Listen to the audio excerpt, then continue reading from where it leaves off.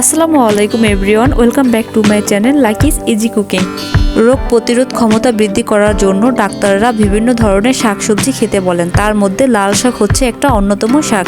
এই শাকটি ছোট থেকে বড় সবারই পুষ্টির চাহিদা মেটাতে বিশেষ ভূমিকা পালন করে।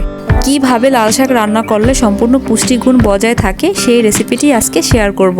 এর জন্য 2টি লাল শাক নিয়েছি এবং একটু বড় বড় সাইজ করে কেটে নিয়েছি। খেয়াল রাখতে হবে যাতে কোনোভাবে ঘাস না থাকে।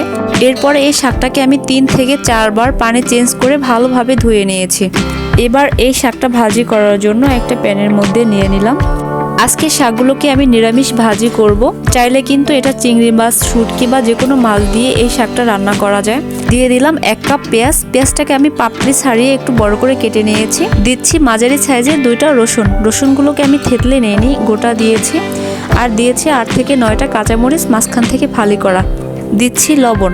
ঝালটা আর লবণটা আপনাদের টেস্ট মতো দিবেন। এবার ঢাকনা দিয়ে রান্না করব 10 মিনিটের মতো।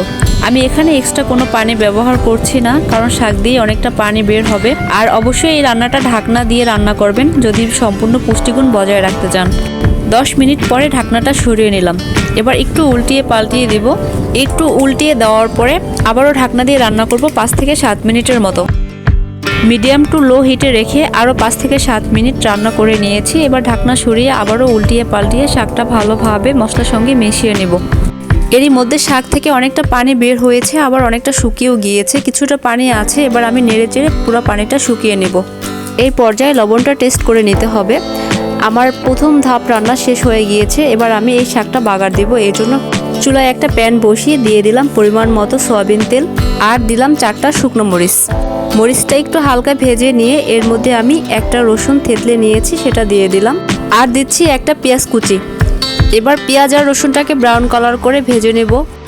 আমার রেসিপিটি ভালো লাগলে একটা লাইক দিয়ে দিবেন আর চ্যানেলটি সাবস্ক্রাইব করে পাশে থাকবেন।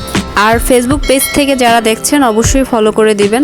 পেঁয়াজ আর রসুনটাকে ব্রাউন কালার করে ভেজে নেওয়ার পরে এর মধ্যে আগে থেকে সিদ্ধ করে রাখা লাল শাকটা দিয়ে ভালোভাবে 2 থেকে 3 মিনিট নেড়ে চেড়ে নামিয়ে নিলেই হয়ে যাবে লাল শাক ভাজি। আর এই লাল শাক ভাজিটা অনেক টেস্টি হয়ে থাকে, অবশ্যই বাসায় ট্রাই করবেন। আর কেমন হয়েছে খেতে সেটা আমাকে কমেন্টের মাধ্যমে জানাবেন। সবাই ভালো থাকবেন, সুস্থ থাকবেন। আল্লাহ হাফেজ।